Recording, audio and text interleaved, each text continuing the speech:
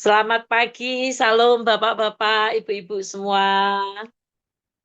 Bapak Ibu semua sehat? Pasti sehat semua ya Bapak Ibu. Untuk pagi ini saya akan membawakan mengenai hikmat.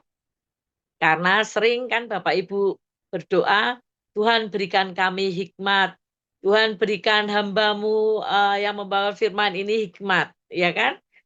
Apa toh hikmat itu? Nah, sering kita mengatakan hikmat. Nah, hikmat itu sebenarnya apa? Nah, setelah saya cari, ternyata hikmat itu adalah kemampuan untuk memahami dan menerapkan kebenaran serta kehendak Tuhan dalam kehidupan sehari-hari. Nah, itulah yang disebut hikmat. Membuka ya, mari kita buka di dalam Yakobus 3,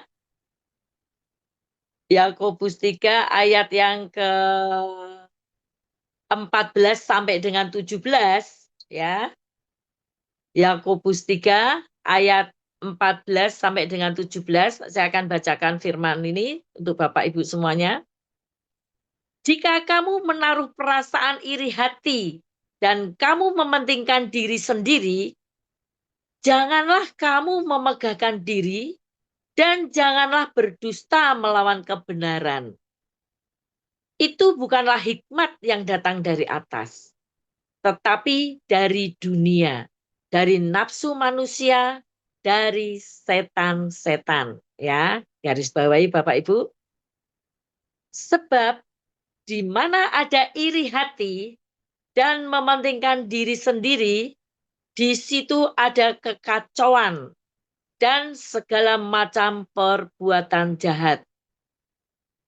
Tetapi hikmat yang dari atas, nah tadi hikmat yang dari setan ya Bapak Ibu, sekarang hikmat yang dari atas adalah pertama-tama murni, selanjutnya pendamai, peramah, penurut, penuh belas kasihan, dan buah-buah yang baik, tidak memihak dan tidak munafik. Nah, kalau kita tarik garis merahnya ini Bapak Ibu, bahwa di Yakobus 3 ayat 14 sampai dengan 17 ini, hikmat itu terdiri dari dua sumbernya. Sumber dari iblis dan sumber dari Allah Bapa sendiri. Ya. Kalau sumber dari iblis, datangnya tadi seperti kita baca, ya, iri hati. Nah, seringkali kita kalau melihat bukan di Dorea ya, tapi melihat orang yang bekerja sama-sama levelnya masuk, tiba-tiba yang satu naik jabatan, nah yang satunya membuat iri hati. Atau tetangganya beli mobil baru, waduh kok bisa beli mobil baru ya, sedangkan aku cuma naik motor aja. Nah itu suatu keirihatian di situ Bapak Ibu, hati-hati ya. Yang kedua adalah ambisi yang mementingkan diri sendiri. Itu juga berbahaya Bapak Ibu. Kalau di dalam bekerja ataupun di dalam melayani sesuatu, ambisi itu boleh-boleh saja. Tapi kalau sudah menjurus ke ambisius, nah itu yang berbahaya. Karena ambisius itu bisa menyikut temannya, nyikut kanan, nyikut kiri, menjatuhkan teman, ya, untuk kepentingan diri sendiri supaya diri sendiri itu bisa tampil dengan bagus dan baik dan diakui. Itu yang sangat berbahaya Bapak Ibu ya. Jadi hendaknya kita menghindari itu. Yang ketiga, kepentingan dan keinginan duniawi. Bapak Ibu pernah mendengarkan sekarang banyak orang yang korupsi. Korupsi itu bahkan sekarang sangat ngeri sekali. Nilainya triliunan, bukan lagi ratusan juta atau miliaran, tapi triliunan. Mungkin zamannya Pak Harto, Bung Karno itu tidak ketahuan ya, yang korupsi hanya orang tertentu. Tapi ini hampir semua di bagian lini di pemerintahan itu banyak yang korupsi. Kenapa? Karena mereka tidak punya iman, tidak punya agama yang kuat, tidak punya Allah yang ditakuti, sehingga mereka mementingkan diri sendiri, memperkaya diri sendiri, ya. Mereka tidak takut. Yang penting aku kaya, yang penting aku bisa menikmati dan tidak peduli dengan yang lain. Nah, itu sangat berbahaya sekali ya Bapak Ibu ya. Yang keempat adalah pikiran dan gagasan yang tidak rohani. Nah, bagi Bapak Ibu yang masih muda atau yang lainnya, kalau gagasannya tidak rohani, pasti akan cenderung ke hal-hal yang negatif. Tentu akan melanggar peraturan Tuhan, melanggar apa yang Tuhan inginkan yang tidak sesuai dengan yang ada di dalam Alkitab. Ya, kemudian yang tadi dikatakan bisa membuat kekacauan, bisa menimbulkan kejahatan, ya. Zaman sekarang kejahatan bunuh diri itu juga kejahatan loh Bapak Ibu. Banyak sekali pembunuhan yang terjadi. Kemarin waktu saya pelayanan di lapas perempuan Bapak Ibu di Semarang, itu ada seorang napi yang dia akan dihukum mati. Karena kenapa? Dia membunuh anak seorang jaksa. Ketika kita dekati dia, si ibu ini, kenapa kok sampai membunuh? Ya, tapi dia jawabannya hanya tersenyum saja. Terus, kenapa sampai dihukum mati? Padahal Sambo aja membunuh orang, dia bisa bebas atau bahkan dihukum seumur hidup. Banyak yang mereka dihukum mati, tetapi tidak sampai dihukum mati. Terus si ibu ini bilang, mereka punya uang, saya tidak punya uang. Ya, jadi saya dihukum mati. Nah, Bapak Ibu, si ibu ini kelihatannya dia masih menyimpan sesuatu yang tidak berkenan di hadapan Tuhan. Kenapa? Dia tidak rendah hati untuk mengakui kesalahannya, tetapi menyalahkan orang yang punya uang. Oh, dia bisa punya uang dan dia bisa bebas. Nah, itu kan harus kita pahami ya. Kalau orang tidak punya rendah hati, nah bagaimana Tuhan itu bisa menolong kita? Itu Bapak Ibu ya. Dan masih banyak lagi hikmat-hikmat yang berasal dari si iblis. Semua yang tidak berhubungan dengan Alkitab, semua yang tidak berhubungan dengan perintah Tuhan itu berasal dari si iblis. Sedangkan yang kedua adalah hikmat dari Allah. Kalau hikmat dari Allah ini Bapak Ibu, itu semuanya mengandung kemurnian, ya. Murni, tidak ada tedeng aling-aling, tidak ada menutupi keburukan, kejelekan, tidak. Semuanya murni. Ya, ada kedamaian, perhatian terhadap satu orang dengan yang lain, penuh dengan kasih, ada kelemah lembutan, ya, ada belas kasihan dan ketulusan dan sikap tidak memihak satu dengan yang lain. Serta ada kebaikan-kebaikan yang muncul dari dalam diri kita sendiri. Nah, contoh Bapak Ibu, saya pernah istilahnya bertengkar nih sama Ibu Imelda. Ibu Imelda ada di sini enggak ya? Kalau menuruti hawa nafsu, Ada, Bu. ya Bu Imelda ya, saya akan berikan kesaksian ini ya Bu. Saya pernah berantem sama Bu Imelda itu 2 kali Bapak Ibu. Dan kalau itu tidak disentuh oleh Roh Kudus, tentunya kita akan berakar panjang sekali. Ya. Tapi setelah bertengkar tuh kita satu dengan yang lain tuh memahami. Oh, kenapa kok kita bertengkar seperti ini? Ternyata ada sesuatu yang membuat provokatornya di sini. Kedua kali juga sama Bapak Ibu. Tapi setelah kita paham bahwa ini ada sesuatu yang membuat kekacauan dalam pertemanan kita, dalam pelayanan kita. Akhirnya saya sama Bu Imelda kembali seperti semula. Bahkan kita sekarang lebih akrab dibandingkan dengan hari-hari yang kemarin. Betul ya Bu Imelda ya? Kemanapun, pelayanan kemanapun, saya selalu menginfokan ke Bu Imelda. Bu Imelda juga dalam pelayanan kemanapun selalu mengajak saya. Atau bahkan main kemanapun, Bu Imelda juga sering ngajak saya. Ya, itulah yang namanya hikmat Bapak Ibu. Hikmat yang dari iblis maupun hikmat dari Allah. Nah, sekarang ada pertanyaan lagi Bapak Ibu. Jika saya tuh bermimpi, ya, saya mimpi, tapi saya tidak mengatakan mimpi saya kepada Bapak atau Ibu. Kira-kira Bapak Ibu bisa nebak enggak apa mimpi saya? Tentunya tidak bisa kan ya Bapak Ibu.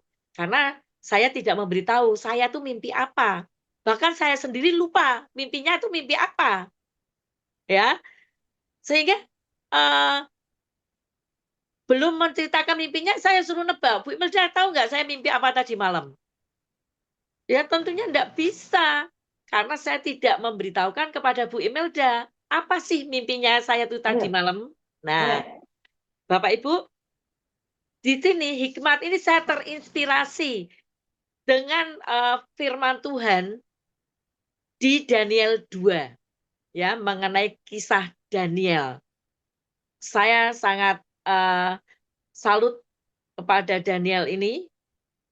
Di Daniel 2 ini menceritakan tentang seorang raja ya yang bernama Nebukadnezar. Beliau tuh mempunyai mimpi Bapak Ibu. Kalau zaman dulu mimpi itu ibaratnya adalah apa namanya? Ada makna tuh dari pesan dari dewa-dewa itu zaman dulu ya. Nah, Raja Nebukadnezar ini di Daniel 2 mengatakan dia tuh bermimpi. Tapi dia tiba-tiba mimpinya tuh lupa, dia mimpi apa. Dia tidak tahu itu mimpinya mengenai apa. Akhirnya dipanggillah orang-orang pintar ya, orang ahli nujum, para kasdim itu dipanggil semuanya. Nah, di situ dia mengatakan, bisa enggak kalian itu tahu mimpi saya dan mengartikan makna mimpi itu? Nah, tentunya para ahli sihir, orang pintar, nujum, kasdim itu tentunya ya bingung kan Bapak Ibu. Loh mimpinya itu apa toh Raja? Coba beritahukan ke saya.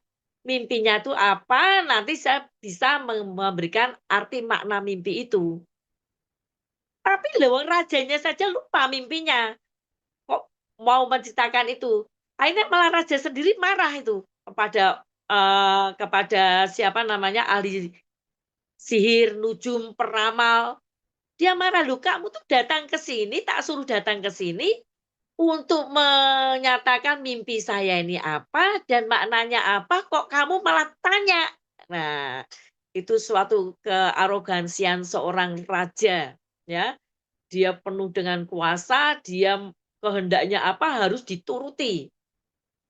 Akhirnya para, peramal, tukang sihir ini juga bingung dan dia bilang sama raja, "Loh Raja, kalau raja saja tidak memberitahu arti mimpinya kepada kami, bagaimana kami bisa tahu mimpi raja dan mengartikannya?" Tambah marahlah Raja Nebukadnezar itu. Akhirnya raja bilang kepada pemimpin pengawal yang namanya Aryok, dia bilang, "Kumpulkan semuanya ini, ahli-ahli sihir, kalau tidak bisa menebak mimpi saya dan tidak bisa mengartikan arti mimpi saya, semuanya harus dibunuh." Nah, Bapak Ibu, orang pinter di zaman kerajaan Babel di bawah kekuasaan Raja Nebukadnezar ini, ada seorang yang bernama Daniel. Daniel itu punya 3 teman, saya kasih nama SMA. Kenapa saya kasih nama SMA? Saya singkat karena biar semuanya hafal. Di sekolah minggu pun saya bilang gitu. Teman Daniel itu ada 3. Namanya SMA. Nah, S-nya adalah Sadrak, M-nya Mesak, dan A-nya Abednego. Ya. Nah, Daniel mendengar itu bahwa orang-orang pintar yang ada di kerajaan Babel akan dipenggal kepalanya. Karena apa? Tidak bisa mengartikan, tidak bisa menebak mimpi raja itu apa dan mengartikannya. Nah, kemudian Daniel menemui pemimpin pengawal raja itu yang namanya Aryok tadi. Ya, kalau dibeli dikatakan bilang gini, Pak Aryok, kenapa orang-orang pintar tuh harus, saya dengar harus dipenggal kepalanya dan harus dibunuh semua, rumahnya harus diobrak-abrik, dihancurkan. Terus Aryok bilang, loh emangnya kamu tidak tahu kalau Raja Nebukadnezar itu menyuruh orang pintar itu untuk menebak mimpinya raja itu apa dan untuk mengartikan maknanya itu apa. Kalau mereka tidak bisa termasuk kamu akan dipenggal dan kamu akan dibunuh. Ya. Nah, disinilah suatu kehebatan Daniel, Bapak Ibu. Daniel muncul, dia mempunyai hikmat yang bijaksana. Dia langsung dapat hikmat dari Allah. Dia bilang sama Ariel, oke, saya minta waktu. Nah, itulah hikmat pertama yang didapat dari Daniel. Minta waktu. Kenapa kok minta waktu? Tiba-tiba Daniel minta waktu. Karena Daniel akan berdoa kepada Tuhan. Ya, hikmat yang kedua adalah berdoa kepada Tuhan. Hikmat pertama minta waktu, hikmat kedua berdoa dengan Tuhan. Karena Daniel punya kedekatan erat dengan Allah. Minimal Daniel berdoa sehari 3 kali, Bapak Ibu. Nah, bagaimana dengan kita? Ya, apakah kita juga berdoa seperti Daniel? Nah, setelah Daniel minta izin ke Aryok untuk minta waktu untuk berdoa, maka diizinkanlah Daniel untuk melakukan semuanya itu. Daniel pulang, kemudian memberitahu kepada ketiga temannya itu tadi SMA, Sadrak, Mesak, Abednego, bahwa ada permasalahan di kerajaan, raja bermimpi, tapi dia lupa akan mimpinya. Nah, kita disuruh nebak dan mengartikan arti mimpi itu. Jika tidak bisa menebak, jika tidak bisa mengartikan makna mimpi itu, kita semua akan mati. Nah, kalau di kerajaan Babel semua orang pintar itu akan mati, jadinya bagaimana? Orangnya kan bodoh-bodoh semua. Tidak ada yang memberikan masukan kepada raja. Begitu kan ya Bapak Ibu ya? Nah, setelah itu Daniel pergi berdoa. Setelah berdoa, Daniel mendapat hikmat dari Tuhan Bapak Ibu. Karena didukung oleh teman-temannya, mendukung bagaimana Daniel berdoa kepada Bapa. Tiba-tiba ada seperti kayak CCTV di depan Daniel itu Bapak Ibu. Allah membukakan pikiran dan hatinya Daniel ya, bahwa kelihatan bahwa mimpi Raja Nebukadnezar itu adalah patung.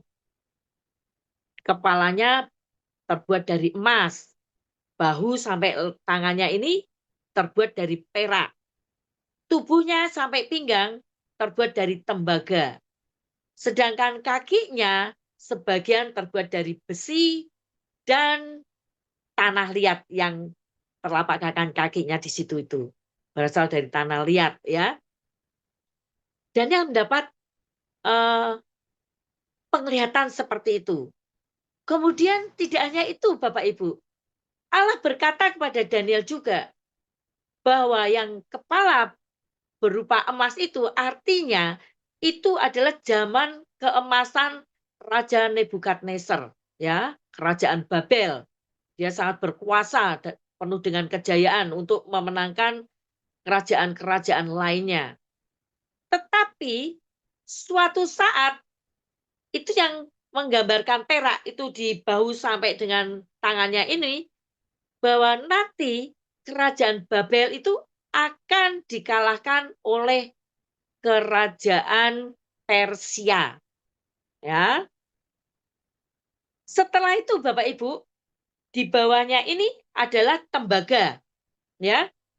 Nah, tidak hanya itu, setelah kerajaan Babel dikalahkan oleh kerajaan Persia ke depannya juga akan dikalahkan oleh kerajaan Yunani. Ya. Setelah itu, masa pemerintahan Yunani juga ini yang kaki besi ini juga akan dikalahkan oleh yang namanya kerajaan Roma. Nah, tidak hanya itu saja Bapak Ibu. Di kakinya yang bawah itu kan dari tanah liat. Tanah liat itu terdiri dari perpecahan dari kerajaan Roma itu pecah, kerajaan kecil, kerajaan besar ada di situ Bapak Ibu.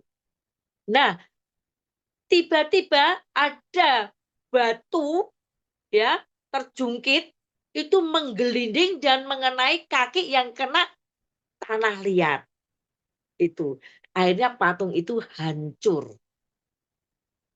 Tahukah Bapak Ibu, batu itu siapa? Batu itu adalah Tuhan Yesus. Kerajaan besar Babel, Persia, Yunani, Roma, dan kerajaan lain-lainnya boleh hancur. Tapi kerajaan Allah yang namanya kerajaan Allah itu abadi dan tidak akan pernah hancur. Ya Bapak Ibu. Nah, disinilah saya dari apa yang dilakukan oleh Daniel ini. Setelah itu Daniel ketemu dengan Areok untuk ketemu dengan Raja Nebukadnezar. Kalau seandainya pemimpin ya baik di rumah, di pekerjaan maupun di gereja, kalau ada seorang pemimpin yang begitu arogan, ya, apa yang akan terjadi? Sedangkan bawahannya atau jemaatnya atau anak istrinya tidak punya roh hikmat, dia lalu patah semangat dan putus asa untuk menghadapi semuanya itu, Bapak Ibu. Untuk itu, makanya kita harus punya hikmat. Dalam kehidupan sehari-hari kita harus punya hikmat. Nah, setelah Daniel mendapatkan mimpi atau penglihatan dari Allah, dia menghadap ke Raja Nebukadnezar. Nah, di situ Raja Nebukadnezar sudah menunggu dan berkata, kalau kamu tidak bisa menebak mimpi saya dan mengartikan mimpi saya, maka kalian akan saya bunuh semuanya. Daniel siap. Akhirnya Daniel menceritakan penglihatan kepada Nebukadnezar.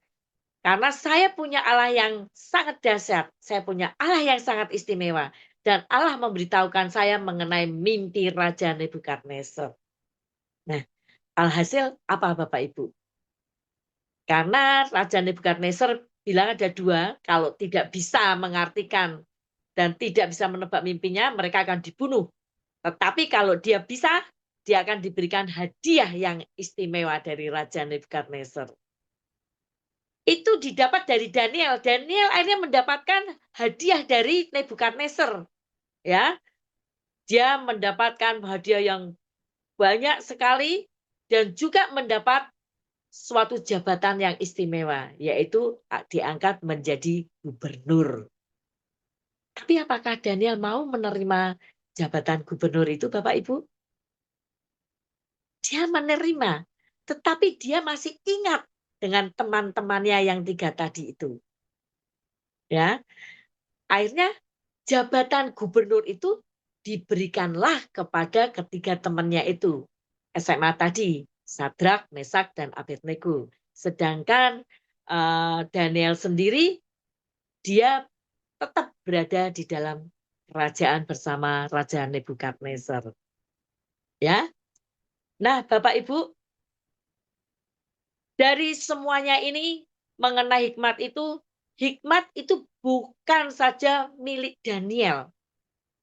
Kita juga bisa mendapatkan hikmat yang dari Tuhan. Dan hikmat itu kita dapatkan kalau kita benar-benar terus lengket seperti saya pernah berikan firman Tuhan waktu lalu tuh lengket menempel pada pokok anggur. Artinya menempel pada Tuhan, pada Allah. Yang kedua, kita punya rasa takut terhadap Allah.